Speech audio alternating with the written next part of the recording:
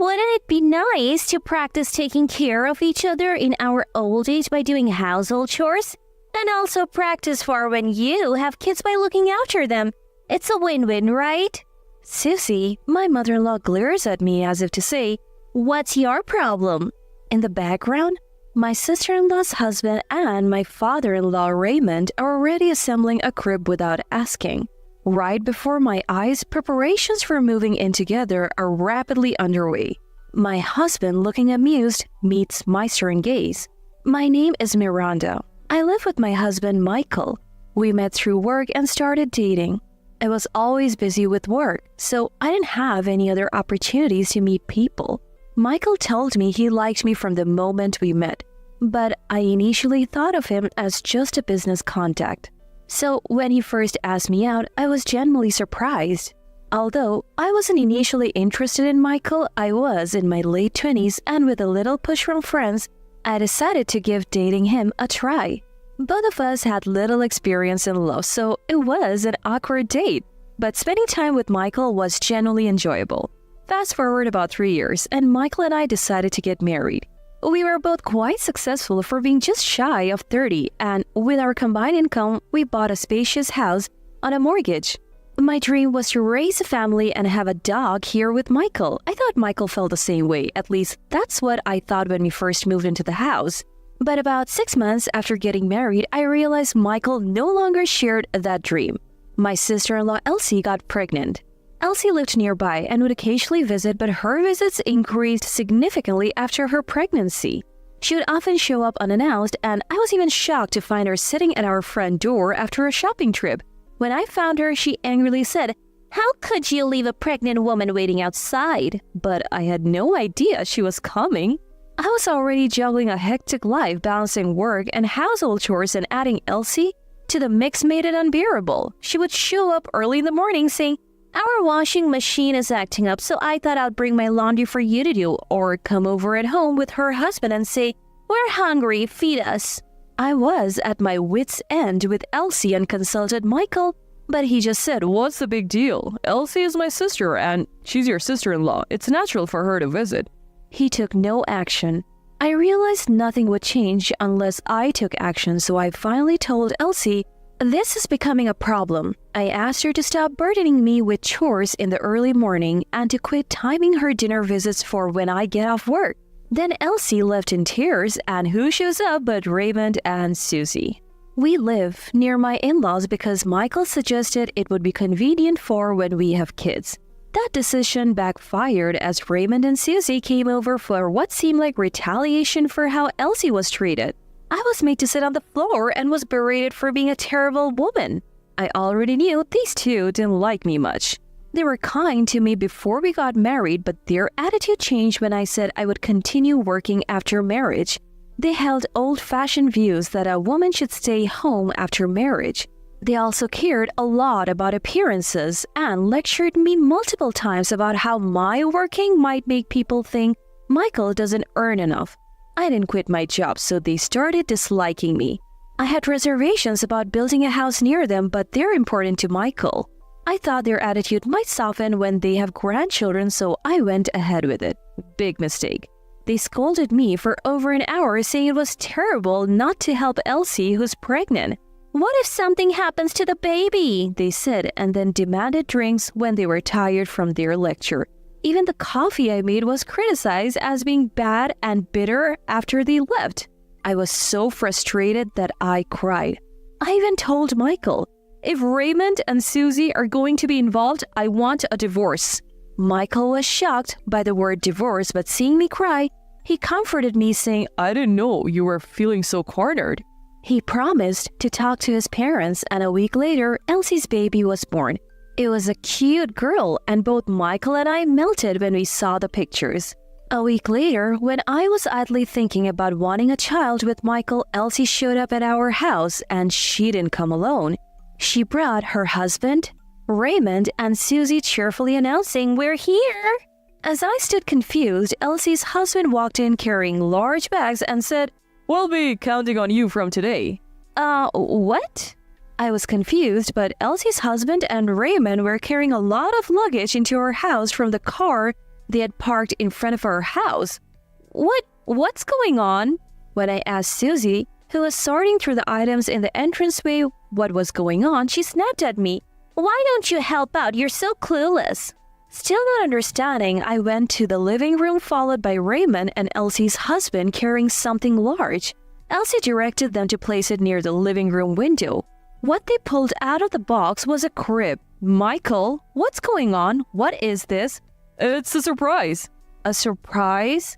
Look, Miranda, you've been having a hard time with Dad and Mom, right? I thought if we all lived together, you would see how great they are and get along.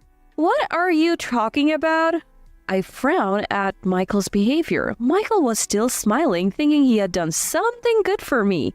As I took a deep breath to complain, Elsie, holding her baby, glared at me and said, What's your problem? We're family. There's no issue with us living together. So as family, Elsie will help with the household chores like I do? Of course not. I have a baby to take care of and I just gave birth a week ago.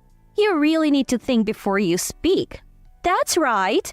Besides, this living arrangement is also for your own benefit, Miranda. Before Susie knew it, she had wandered into the living room and seemed to have heard what Elsie was saying. Agreeing to Elsie's baffling remarks, Susie started to say even more incomprehensible things. Miranda, we'll have to take care of each other in our old age, and if a child comes along, we'll naturally have to raise it. That's why we agreed to Michael's suggestion to live together as practice for all that. What? So we'll practice taking care of the house for our future and also practice childcare for when you have kids. Isn't that great? No matter how many times I heard it, the response would likely be the same. I was stunned for a moment, then shot Michael the root cause of this mess a piercing glare. Michael just smiled and said, Miranda must be happy too, right? I felt a chill thinking that this man might not understand his wife's feelings or anyone else's. For that matter, he must have noticed my displeasure. Suddenly, Michael's mood soured, realizing his surprise had failed. What's the matter? You don't like it? Well, Dad, Mom, and Elsie have all decided to live here. If you don't like it, you can leave. I couldn't take it anymore. I quietly headed to the bedroom and grabbed the divorce papers I had hidden in the bedside drawer. I had prepared these papers when I previously discussed issues with Michael. I never thought I would actually use them, but their time has come.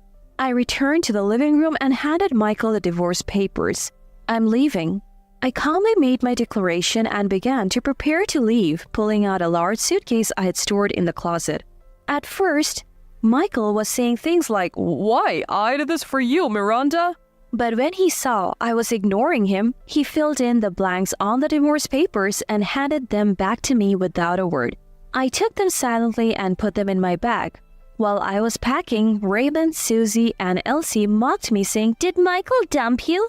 But the truth is, I'm the one who's leaving him. The ones who would be in trouble once I left were definitely Michael and his family. Convinced of this, I packed everything I needed into my suitcase and took refuge at a friend's house for a while.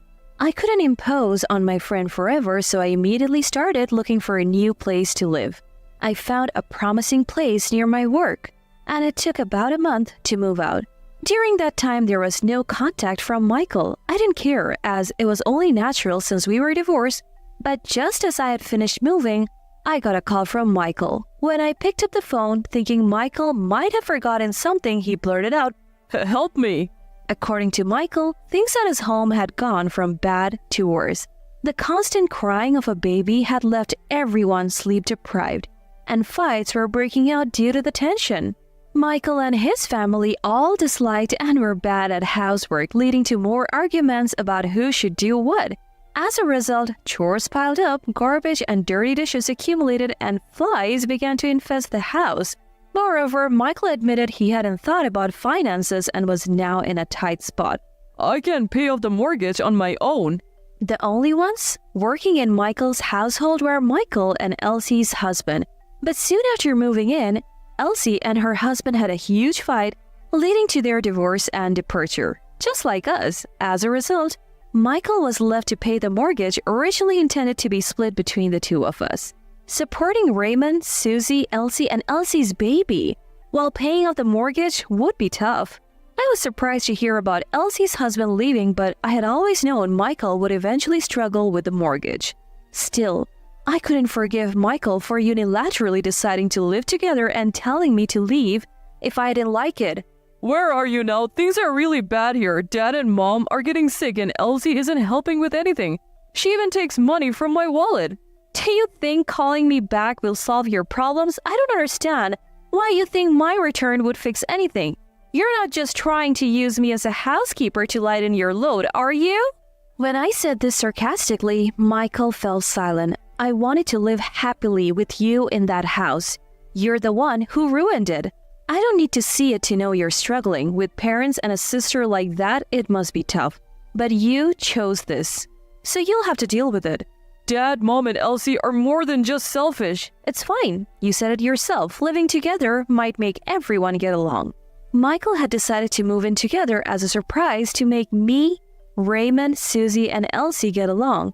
When I reminded him of this, he hesitated and said, Well, anyway, we're divorced now, so it's none of my business. Good luck with the housework for your future caregiving and the childcare practice for when you have a new wife and kids. With that, I hung up and blocked Michael's number.